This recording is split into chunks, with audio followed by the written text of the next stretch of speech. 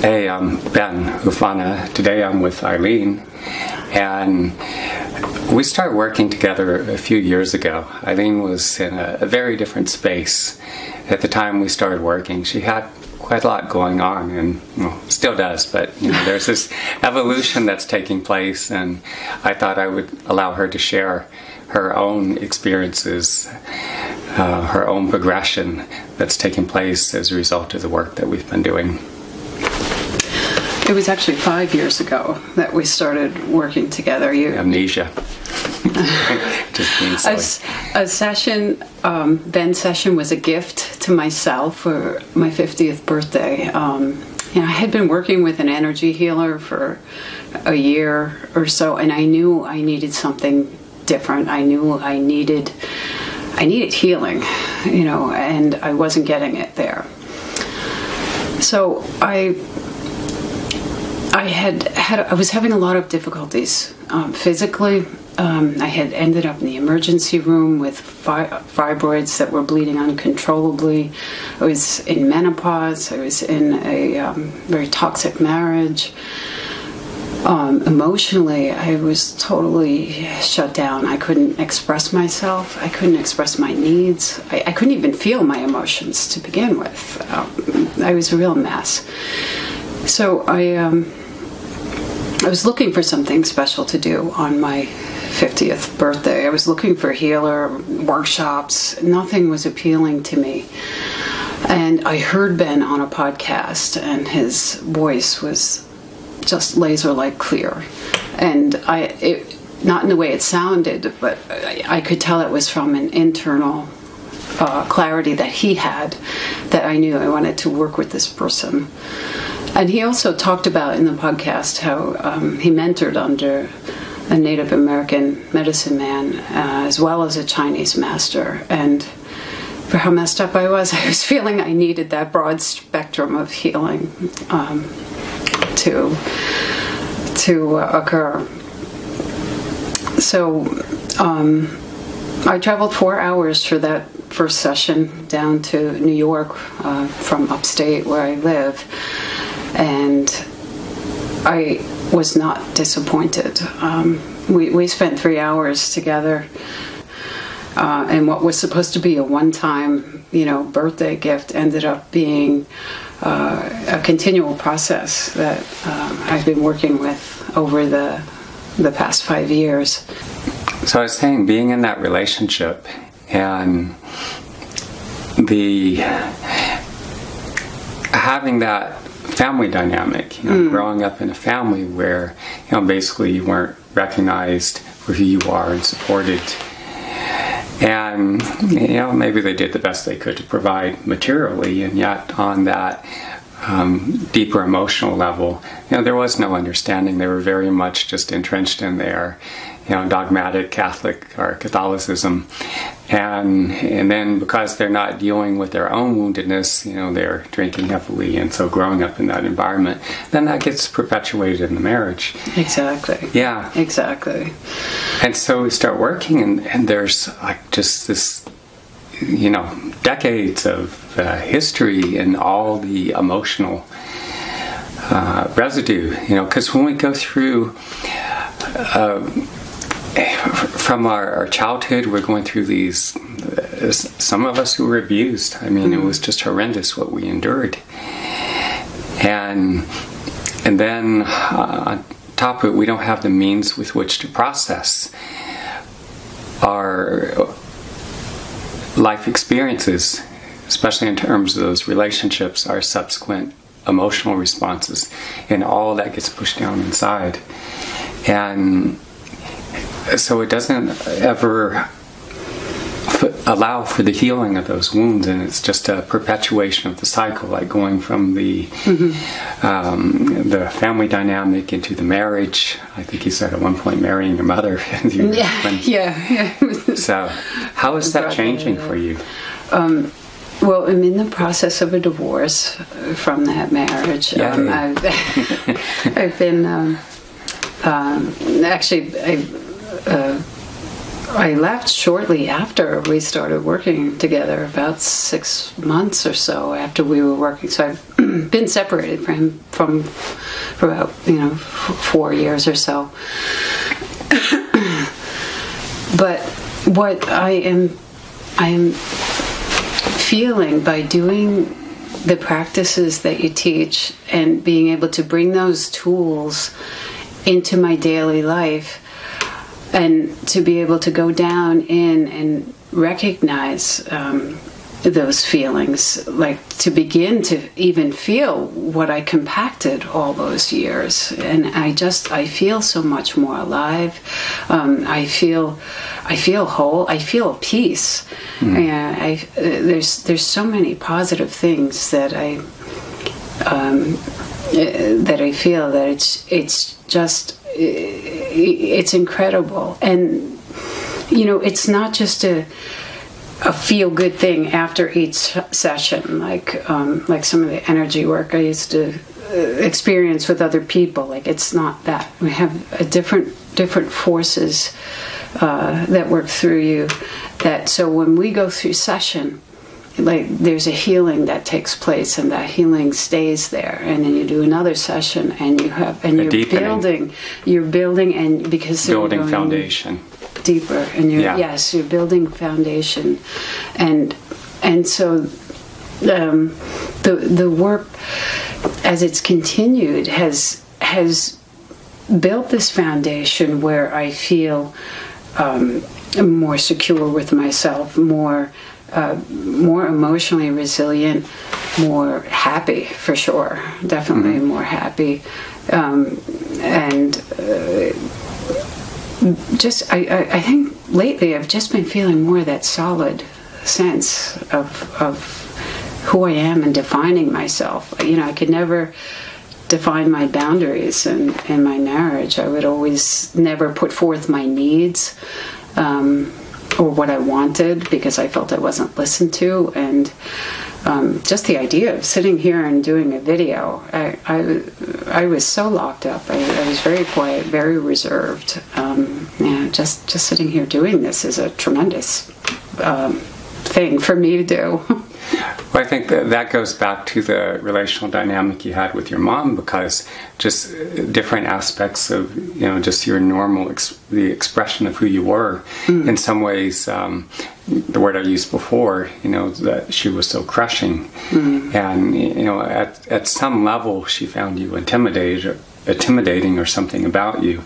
And so she couldn't allow for the normal, healthy expression of who you were as an individual. And you mentioned something before about this compaction, and so having gone through, suffered through the alcoholism and the verbal, emotional abuse growing up, and then just internalizing that, and then going into the marriage and suffering for years within that context. So as we're working, one thing that many people don't understand is that Native Americans and people of other indigenous cultures, that they acted as conduits to allow other forces or beings to work through them to facilitate healing that would not have otherwise been possible. So having trained from a traditional Native American doctor, I work in that same context of allowing these forces or beings to work through me. And as we're doing the work, all of this very, very heavy, stagnant emotional content, and there's the emotional stagnation just from having suffered and pushed that down, internalized it. But then you mentioned the drinking, the alcohol consumption, and when we either self-medicate with alcohol and other recreational drugs, or even if we go on pharmaceuticals, antidepressants and other medications to dull the pain, what happens is that all that heavy, painful emotional residue that we internalize, that gets just pushed deeper down in the body. It goes through a further stage of degeneration, putrefaction. And so that's one of the reasons why many people hold all this heavy, stagnant presence in the body. And when we are not processing emotionally, one of the things that happens is it fixates us. We get stuck or fixated in the holding pattern. And, staying in the marriage for how many years? 28. 28. Okay. So, and this is typical for so many people, because vast majority of people have never learned to work constructively with their own emotions, their own emotional processes. We go through all kinds of things in our life, all kinds of adversity and hardships, losses, and things that are very difficult that we have to deal with. And we're coping the best we can, but on an emotional level, we tend to push a lot of that down. And we internalize the impressions of those deeply wounding experiences. Some of these experiences, they affect the development of the brain's neurostructure, our biochemical makeup. It's affecting us on many, many levels. There's this... most people are not able to perceive this.